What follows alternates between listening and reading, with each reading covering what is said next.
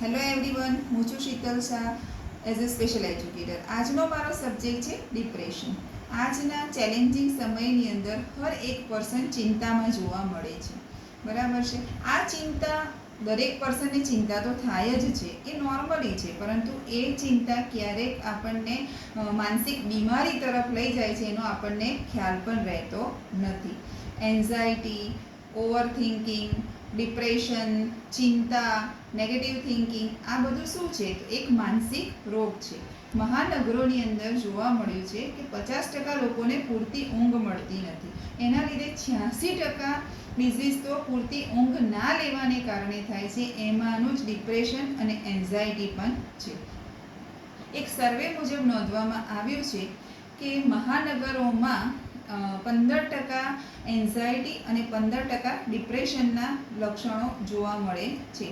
અને એક લેડીઝની અંદર સૌથી વધારે આ વસ્તુ જોવા મળે છે. જેન્ટ્સ કરતાં 60% લેડીઝ ડિપ્રેશનનો શિકાર વધુ બને છે. અને ટીનેજર્સની અંદર પણ 8% ટીનેજર્સ આ એન્ઝાયટીનો શિકાર બનેલા જોવા મળે છે.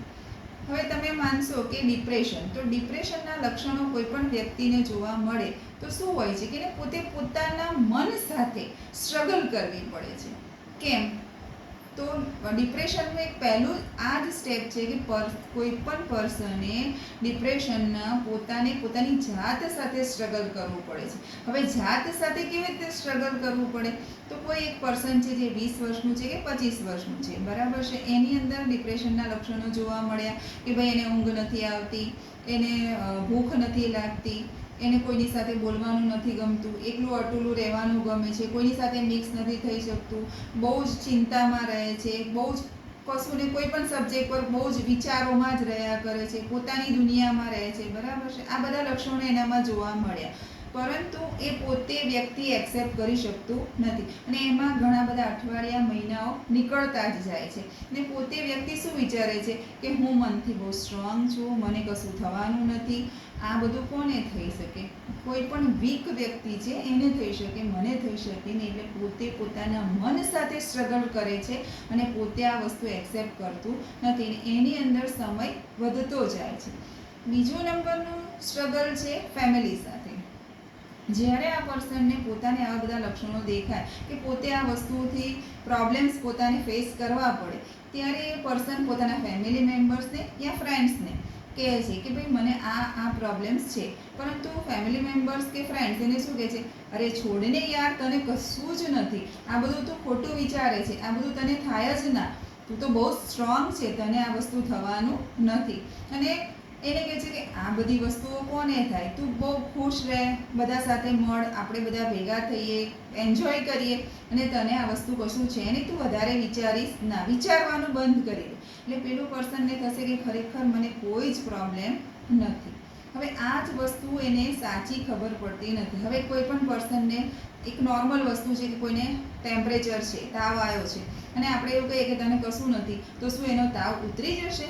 ના, એને કદી બી આપણા કહેવાથી એનો કંઈ ટેમ્પરેચર એનું ઉતરી નથી જવા. એવી જ રીતે ડિપ્રેશન બી એવું જ છે કે તમારે સીધું સાયકિયાટ્રિકનો સંપર્ક કરવો પડશે કે સાયકોલોજિસ્ટનો સંપર્ક કરવો પડશે. કોઈના બી કહેવાથી કે કોઈના કશું બોલવાથી કે ડિપ્રેશન જતું રહેવાનું નથી, પરંતુ એને સાચી ગાઈડલાઈન મળતી નથી. ત્રીજું સ્ટ્રગલ એને ક્યાં કરવું પડે છે? તો કે ડૉક્ટર્સ. હવે એને કોઈ સીધી સલાહ નથી આપવાનું. કોઈ પણ પર્સન જ્યારે ડિપ્રેશનમાં હોય તો એ કોઈ પણ વ્યક્તિ કે સાયકિયાટ્રિક પાસે કે ક્લિનિકલ સાયકોલોજિસ્ટ પાસે જવાનું નથી.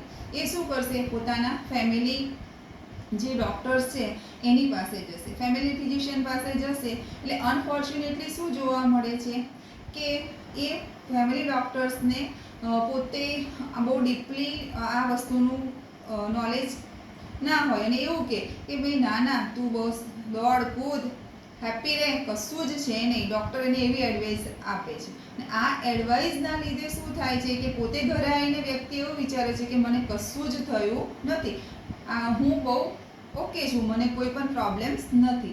એટલે આ સમયગાળો ધીરે ધીરે વધતો જ જાય છે. અને થોડા અઠવાડિયાઓથી મહિનાઓથી પછી એ સમય લાંબો થતો જાય છે અને ખરેખર એ ઇનિશિયલી બેઝ ઉપર જો એ સાયકિયાટ્રિક પાસે જાય, સાયકોલોજીસ્ટ પાસે જાય તો એના પ્રોબ્લેમ્સ બહુ જલ્દી એ ડિપ્રેશનમાંથી બહાર આવી જાય. પરંતુ આ અર્લી સ્ટેજમાંથી એને કોઈ પ્રોપર ટ્રીટમેન્ટ મળતી નથી અને એ એડવાન્સ સ્ટેજમાં આવી જાય છે.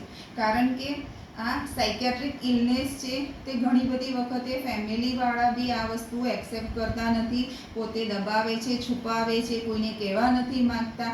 બરાબર, આ વસ્તુ વ્યક્તિને પોતાના મન સાથે, આ એની કોઈ પણ બીમારી છે એ કોઈ લઈ શકવાનું નથી, કોઈ હેલ્પ નથી કરી શકવાનું. આની અંદર પોતે પોતાની લડત પોતે જ એ કરવાની છે. ને જ્યારે ખરેખર વ્યક્તિ ની પરિસ્થિતિ એક એવી આવે કે વધારે પડતું ડિપ્રેશનમાં જતું રહે, તેને કોઈ હેલ્પ કરી શકતું નથી. તો એ જ વસ્તુ છે, જ્યારે બી તમને ડિપ્રેશનના આવા લક્ષણો જોવા મળે તો તમે ખરેખર સીધું સાયકિયાટ્રિકનો કે ક્લિનિકલ સાયકોલોજીસ્ટનો સંપર્ક કરો અને જલ્દીથી જલ્દી આની ટ્રીટમેન્ટ લો. ને તમારા ઘરની આજુબાજુ કે તમારા ફેમિલી મેમ્બર્સમાં કે તમને પોતાને કોઈને બી એવું ડિપ્રેશનના લક્ષણો દેખાય તો તમે સીધો સંપર્ક સાયકિયાટ્રિકનો, ક્લિનિકલ સાયકોલોજીસ્ટનો કરો કે જેથી તમે પોતાના લાઈફમાંથી ડિપ્રેશનને દૂર કરી શકો. ઓકે.